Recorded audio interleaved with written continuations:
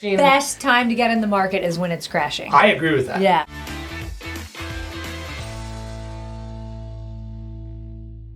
Thanks for coming. You're welcome. Good to see you. How's everything going? Good. Did I give you the wrong address to get here? Yes, that's okay. I got to, But you made it. It was kind of cool coming into I come into the city a lot. Yeah. But coming further into, going through the core and then coming over here off of 14th in Vermont, seeing all the people out, finally. Yeah. I'm like, people, please go back to work. Get out. Go out and about. Yep. Like, let's fill the city with people. Really, it's been struggling for quite a bit. And so, and then, there's been some other factors out there. And then we finally got a Fed rate cut yesterday. Yeah. There's some hope here. I was just at a video conference this morning and you can feel the energy's different. Yeah. I think in January, once the election passes, inauguration, it's gonna shoot out of a cannon, the market. So a lot. It's funny because a lot of people have been holding on. They're like, do I stay in this market? Yeah. Do I give up on it after, because, if you've been through a few of these cycles, it's exhausting. Yes. And there's some people who are like 2 or 3 years ago, I'm not going to wait till the other side of this. I've done it before. Yeah. I get it. I mean, it's hard. It's hard. But if you do fight through it, there'll be rewards on the other side. Yeah, right? That's right. So true. So you've been doing real estate for about 15 years. We're talking about it. Your first job was in international business, Well, I mean, you're giving me way too much credit, Latney. I went to Georgetown University. Yep. My senior year, I went to the career counselor and I said, I want to be an attorney. And he said, okay, but what you're going to do first is go work at a big law firm. Okay. So I worked at what at the time it was called Hogan and Hartson in their international trade group, just as a legal assistant. Now it's Hogan Lovells. I had an amazing experience. Yeah. I mean, it was the best first job out of college. The partners were just such great people. Chief Justice Roberts, actually, I would see him in the cafeteria. He was there at the time. Yeah. But what I realized, years later, is that those people that I worked with, they kind of come back into your life in different ways, and you're like, give us some stories. Give us some examples. Well, I mean, this has been a while, but I remember this one summer associate who then and I was just a legal assistant. He was a summer associate. He was then hired to come on as a junior associate. And then literally 20 years later, I see him at my first McLean Project for the Arts, spring benefit fundraiser. And I'm like, what are you doing here? It was just so weird how people come in and out of your life. Yeah. And maybe then did some deals for some people many years later. And I have a client who we just closed 2 deals with this year who was also at Hogan Lovells when I was there. And it's, it's weird how people kind of come in and out of your life, Absolutely. So eventually you get into real estate. What brought you to real estate? How'd you get into real estate? Karen Briscoe, whom I've worked with for 15 years. Yep. She was our agent when we purchased our current home in McLean. And sure enough, she found us a place with an acre. And then at the time, we had 2 kids. I think they were 1 and 3. Mm-hmm. This was 2007 when the market sort of was literally cresting, right? Yeah, we bought our house right at the peak, right? I know. And then in 2008, it fell off a cliff. And we actually had purchased the house to tear it down and build new. And then we pivoted and we were like, we're not going to do that. So we renovated the whole thing and then moved in. Yeah. And my husband had been in investment banking and institutional sales for several years. Mm-hmm. That market shifted because the financial markets crashed. And I'm like, I think I'm going to go back to work. And so I thought to myself, well, what can I do that is I'm working in my community. Mm-hmm. I'm living and working in the same community, right? I live here, I work here. And oh, by the way, I give back here. That's now our tagline. We live here, we work here, we give back here. Okay, gotcha. So I talked to Karen Briscoe and she said, well, come talk, just come talk to me and let's talk. And so at the time she had moved from Weichert to Keller Williams. And I remembered Keller Williams being a Texas-based firm because I grew up in Oklahoma and I just remembered that name and it sort of resonated with me. And then I met with Ron Cathal, who's the owner of the office. And those are the only people I ever talked to. And then here I am today. I've been in the same office, the same brokerage, in the same group for 15 years. Very rare. And you guys are the #1 team in McLean, I think. Well, in our office. In your office, okay. Yeah. And we were the #6 team by Real Trends in Virginia for the size team that we are. Sure. I think we're considered a large team. So last year we were number 6 team in Virginia. We're consistently the number 1 team in our office. Yep. We rank in like the top 150 to 200 in Keller Williams internationally. Nice. And so when you got into the business, tough market, did you consider that like, hey, this is a good time to get in while the market's crashing? The best time to get in the market is when it's crashing. I agree with that. Yeah. And I really do. But you were thinking that? I just was like... People are leaving the industry, which can be a good thing. There's less competition if you get to the other side. Yeah. Right? I mean, anytime a market shifts, it's like the best time to get in and to put your growth strategy in place. So looking back, I wasn't really thinking this is a terrible market. I'm just like, I'm going to go back to work. Yeah. And I was all in. So for people who want to get in this business, let me explain something to you. I hired a nanny. Now, I know everybody doesn't have that luxury, okay? But I decided I was going to be all in. I treated this like I was going to be paid hourly. Exactly. Yeah. I hired a nanny to take care of my children full time. I mean, I ran the numbers. My husband and I, put a plan in place, and I went back to work full time. And I get it. What's one thing that's really great about real estate is that you do have flexibility. You can do it however you want to do it. Everybody can do it his or her own way. But if you want to make things happen and be successful, it's a profession. Treat it like that. So what did you do? So you went back full time. Where did you start? What did you start working on? I started working with Karen, just in McLean, and open houses. I mean, kind of, not really. Was it a different market? Were things that worked back then, they don't work anymore? And what would those things be, if that is the case? Short sales and foreclosures. People were losing a lot of money. Yeah. They bought their house for $2 million and they're selling it for 1.4. Yeah. So we went through a lot of counseling. Sure. Yeah. A lot of people might not remember this time, but basically your debt to equity ratio gets so messed up because the price of the house drops so much that the loan is getting called on these people and they have to either sell it or can you talk a little bit about that? The short sales were a complete time suck. Yeah. And I remember the time this guy, Jerry Boucher, he was in the title business. He's kind of a real estate savant. He had this whole program to help shepherd people through that. And that sort of led to other business. And then, our business is very referral based. Yeah. Our model is a referral and sort of sphere-based business. Mm-hmm. There are other teams who are extremely successful today that have built their businesses on online leads and lead, cold calling and that sort of thing. And it's just a different business model. Sure. But we want to work with the people in our community. So even if they had a bad result, not because of your guys' fault, but because the market was so terrible, they probably saw you guys were putting a lot of energy and pain into the process with them, and those clients have stayed with you guys for the last 15 years. Many of them have. I mean, it's interesting. If you're willing to do the work and take the long game, your business will just naturally grow. How have you stayed in touch with your customers over the years? We consistently send out a just sold postcard every month to our database. And each of the members of our team has a farm, and we send out a farm postcard once a month as well. Yep. The postcards, it's old fashioned, but people get so many emails and they all go into junk that we found it to be very effective. Yep. And people do call us off of the postcards to come, because they're thinking, maybe they'll ask a friend for a referral, but they want to interview 3 agents. And so then they pick it from 3 different sources, from a friend, maybe online, and then maybe the postcard because they see it frequently. Yeah.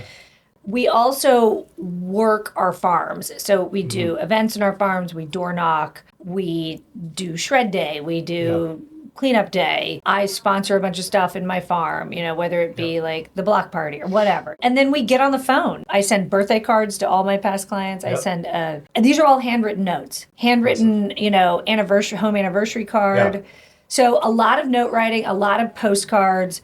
Other agents in our team use our platform to generate business from open houses. I'm not really an open house agent. I do it more for my clients who are selling their homes. Yes, there's certain times where maybe postage doesn't work for certain types of business, but real estate, it's still great. So Elite Gymnast, I've done some research. Our team did some research. Tell me about what Elite Gymnast. Did we go to college for this, or? So this was many years ago. I was on the junior national team. Wow. And I had never made it to the Olympics, but I was on the junior national team with several Olympians, Shannon Miller, Dominique Dawes, who's from around here. It was a very interesting experience. I mean, we live in Northern Virginia now. The DC area, I think 30% of the medals at the Olympics were from people from the DMV this year. Yeah, so everybody around here knows, like, to be an elite athlete, the type of dedication that it takes. But I think the thing that it taught me the most was about grit. You just have to do the work even when you don't want to. Sure. And for lack of a better word, it can suck. Like, if you want to be at the top of your game, repetition. As time went on, I learned that as I, became an adult and I developed my career and sort of other ways of doing things, grit is really important to sort of launch the rocket, right? Yeah. Especially in this business, you have got to buckle down and dig in and utilize grit. Then you realize how important building relationships is, right? So it was sort of a 1-2 punch. The grit came out of my experience with gymnastics. Sure. And I mean, it was hard. Like, I could get into the whole psychology of it and all of that. We want to hear about. I mean, I'm assuming what time? Because I know like swimmers are going super early in the morning. When do you start the workouts, or what time of the day? Yeah. So how many hours a day? So I would go from 5:30 to 7:30 in the morning. Yep. Go to school, and then I would go from like 4 to 8:30 at night, and that was 5 days a week, and then it was like 6 hours on Saturday.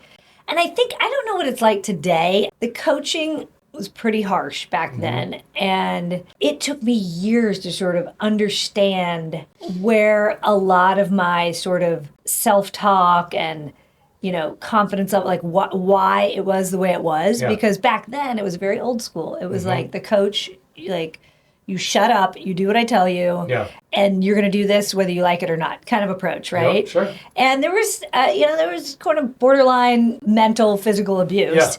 Yeah. Looking back, once all of this came out, it made complete sense to me as to what had happened and sort of what the sport was like.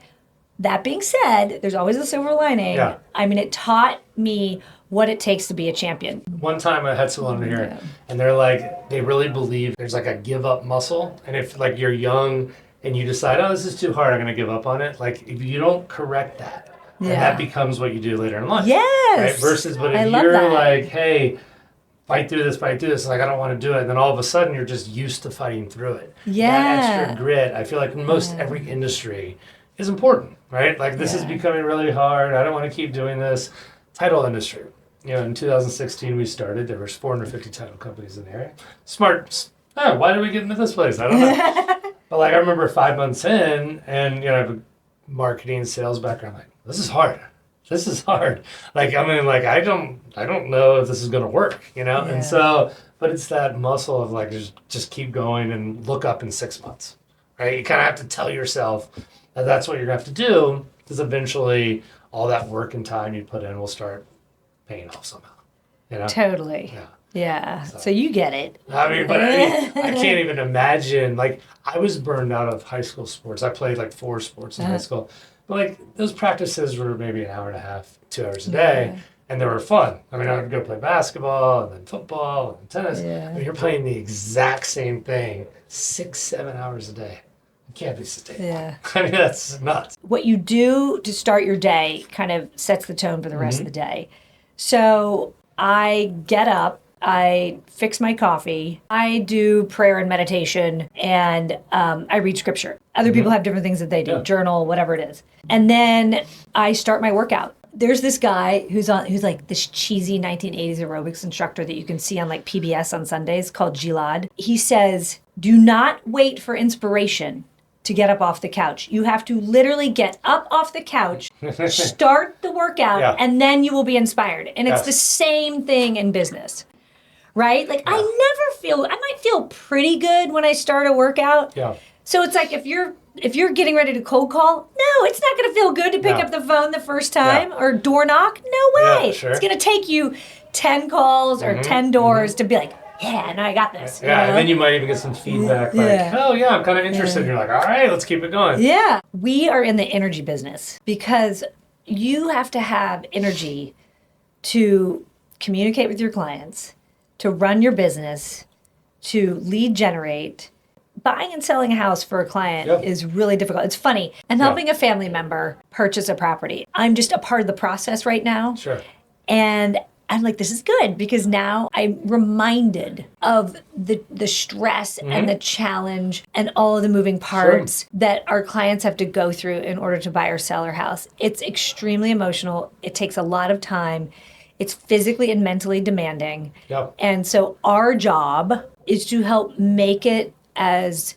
Put yourself in their place? Yes. Like you have to empathize where they are. And our job is to help mitigate the stress and to take the challenges. I mean, it's challenging. You can't take it all out. Sure. But with the experience and the foresight, right, of knowing what's coming next, setting their expectations, guiding them along the path, like we can at least help mitigate the stress and the challenge that's involved with it. We talk about a lot, like, you know, remember, even though you might be getting questions that you think people should know, first of all, like, remember when you were in that position, we didn't know anything. What is an earnest money deposit? What is, you know, like, why can't I just bring our personal check to close it? Whatever it is. There's all these things, and you need to understand that when you're talking to people about, like, make sure they understand it's a great question. Because they're not going to know, right? Yeah, exactly. So that makes a lot of sense. Yeah, so we talked about your team. How did you determine to start a team versus going on your own? So when I joined Karen back in 2009, bottom of the market, it was Karen and me, one assistant, and I think a couple of other agents. Right. And it was interesting because we always knew we wanted to, you know, we were struggling with the market, but that as time went on, we wanted to build the team. It's interesting. Real estate can be a revolving door. And you think that certain agents that you bring on will be a good fit, and then they end up not being. Yeah. And then maybe it might be the opposite. Maybe you don't think they'll be a good fit, and then it turns out to be a great fit. At Keller Williams, we follow the KPA process. It's the Keller Professional Assessment. It's an assessment that you put potential new agents through in order to determine whether it's a good fit. I'm not going to get into the details of it. No, it makes sense. It's kind of like a DISC profile. Exactly. Like that, It's like a on steroids. The DISC on steroids.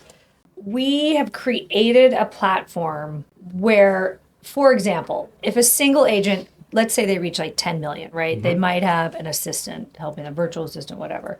But they're like, I want to get to 20 million. You need leverage. So our platform provides leverage to that agent. Karen was an amazing mentor. She is a taskmaster. On the DISC profile, she is a DC. So she is a driver, but she's also very detail oriented. So we have very specific systems as to how we operate on the back end and then how we communicate with the client. And we are getting ready to make it even better. I am so excited. Nice. Coming out of the gate in January, we're going to introduce a new communication tool with our clients, and which is really exciting. And we're always looking for talent, but the talent has to fit with our core values. They're involved in the community. They have a heart of service. They know what hard work is, and they bring something to the table. We have a young woman on our team who's a recent college graduate who is great with social media. We have our own social media agency, but she's amazing at that. You know, she sort of brings that skill to the table. We have somebody that we brought on that has 20 years of experience in mortgage title and new home sales, you know, so there's sort of that unique niche there. And that they're a team player, you know, they want to contribute and be a team player. So on the profile, are there certain, like how important is sales? Like, I mean, obviously you're a salesman to a degree, a lot of real estate agents are, but you're also like almost like a nurturer, like relationship manager. So like, are you seeing some people in those profiles that might not be high on like sales still being very successful?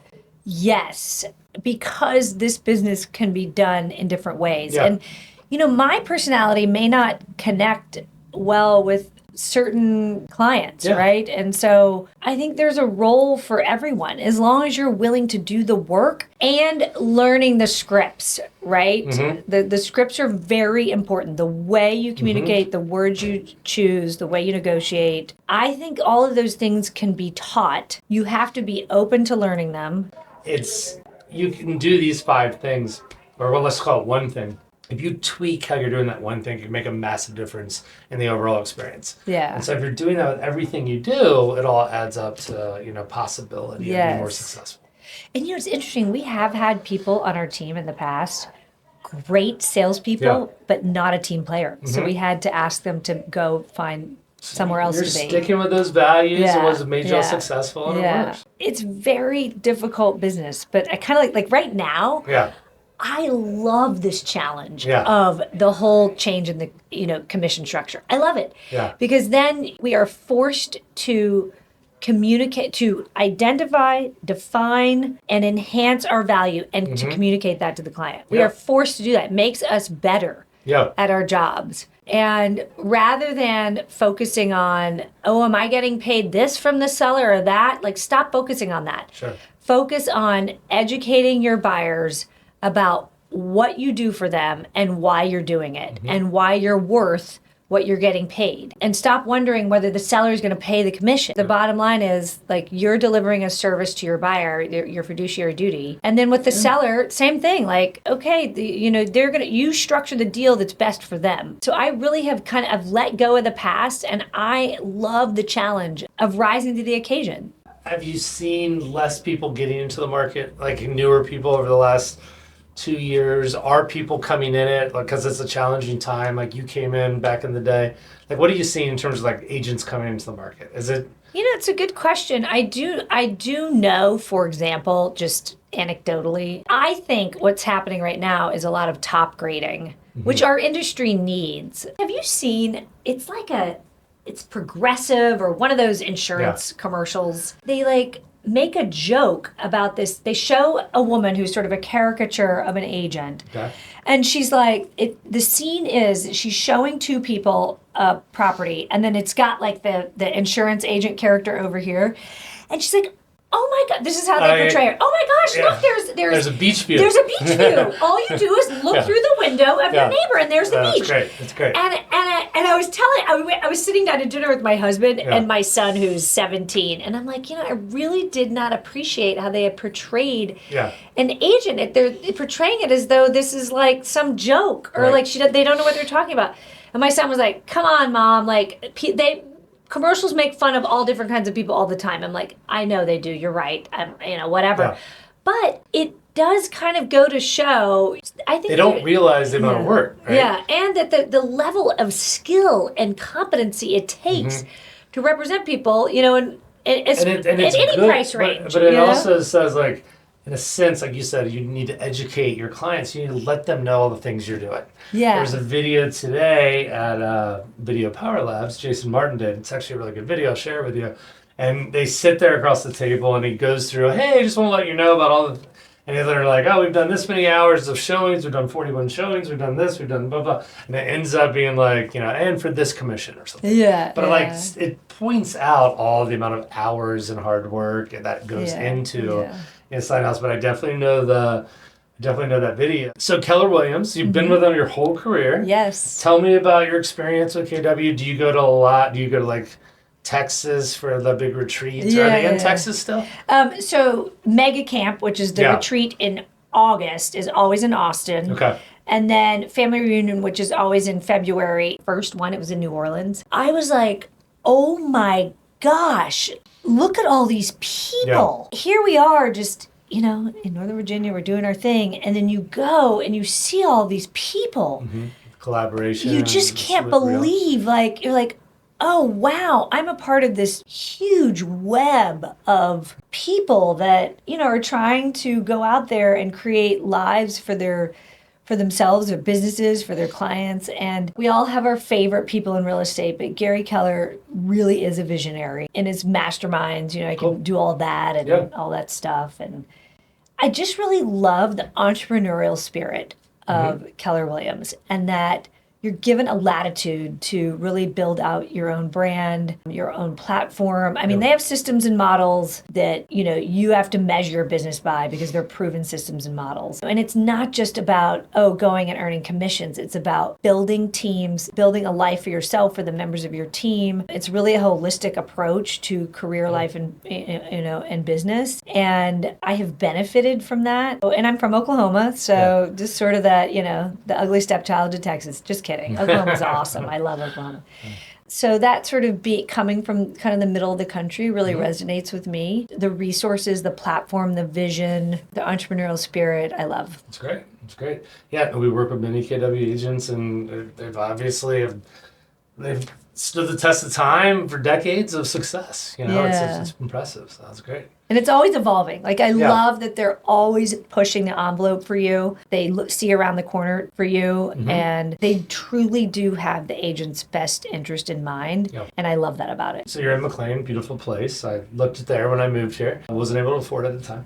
So luxury market, what makes someone successful in a luxury market? Where do you even start? You start with a mentor, or you start by being on a team that's, some teams are solely focused on luxury. Some, it's a component of their business. My advice for somebody who is getting into this business and they want to work in the luxury space, that you work with a team or a mentor who has been there and done it. Yep. It makes sense. Yeah. I mean, I would think there would not be another way to get in. I mean, unless someone is going to go spend a lot of money in a luxury type advertising options, but without having a background of success, it's really hard to break into. Yeah, it is. I mean, it's highly competitive. There are just a few agents who own the space. McLean is interesting. So people come to McLean for the access. The best luxury market is the one with the most access to highways. Is that what you mean? It's access to where the locus of power is, right? Yeah. So we have access to DC. Yep. It's like the unique combination of being able to own land, which even though Arlington is closer, it's harder to own more land in Arlington. Makes sense. Nice sized lots in McLean. Good sized lots. Very close to DC. Very close to DC. And the water, the river. Yep. So that you're exactly right. That's what limits the growth, right? Because you're bordered by the Potomac River, by the Beltway. Now McLean is inside and outside the Beltway. We do have some other fundamentals. We're very fortunate to have. We're in Fairfax County school system, which is a highly rated school system, and then particularly in McLean, the Langley High School Pyramid, the McLean High School Pyramid. So our schools. We also have access to a lot of fantastic private schools, not just in McLean, but people whose kids, for example, go to, maybe one child goes to private school in DC and one in Bethesda. Yeah. Living in McLean gives you the ability, and maybe you work in Tyson's, it's like the perfect place to put your roots down. All right, we've got a little session here. Uh-oh. It's called Rapid Fire. What's the strangest thing you've seen while showing a home? Well, we've all been in hoarder situations. One time we went into this basement, and I am not kidding you. There were like 10 dogs in cages. I was like, and it smelled so bad, I was like, I'm sorry, I have to leave. It was very sad. When you say strange, that's pretty strange. I mean, if you could magically fix one thing about the real estate industry, what would it be? I think the public perception of our business. Kind of like the commercial we talked about. Yeah. Right? Yeah. Like, oh, look at this. It makes a lot of sense. Yeah. I think the agents have been under attack for quite a while. I mean, whether it's the NAR lawsuit and taking away abilities to invest in title companies, whatever it is. Yeah, I mean, there's been, it's a lot of attacks. And a lot of people, there's instances where someone shows one house and makes a large commission. Yeah. But those are very far and few between. Yeah. I mean, we're just hardworking people who want to do a good job for our clients. Now, is that every single agent in the business? No, but I would say the majority of them, that is the case. What's one thing your clients will be surprised to learn about you? I'm a huge fitness buff. Favorite place in McLean right now? McLean Project for the Arts is going to be opening a downtown arts center in the commercial space at the Signet. Very cool. I sit on the board. We closed on the deal a week ago, and it is going to be an amazing art studio with classroom space. We're going to have a fabulous cafe with coffee and then evening drink options. I think we're about a year out. Don't quote me on that. Yeah. But it is a game changer because Awesome. McLean, it is the catalyst for downtown revitalization of McLean. Okay. McLean Project for the Arts, their brand new downtown arts center. It is so exciting. It's awesome. And where is that a game going to be? It's going to be at the corner of Elm Street and Fleetwood. Awesome. So Well, when that goes live, you let us know. We'll announce it so absolutely, everyone can do it. yeah, it's going to be awesome. Awesome. So. Well, hey, thank you so much for coming in today. Thank you. Really This was so appreciate it. fun. Yeah, I had a great You're so time. nice to have me come sit down with you.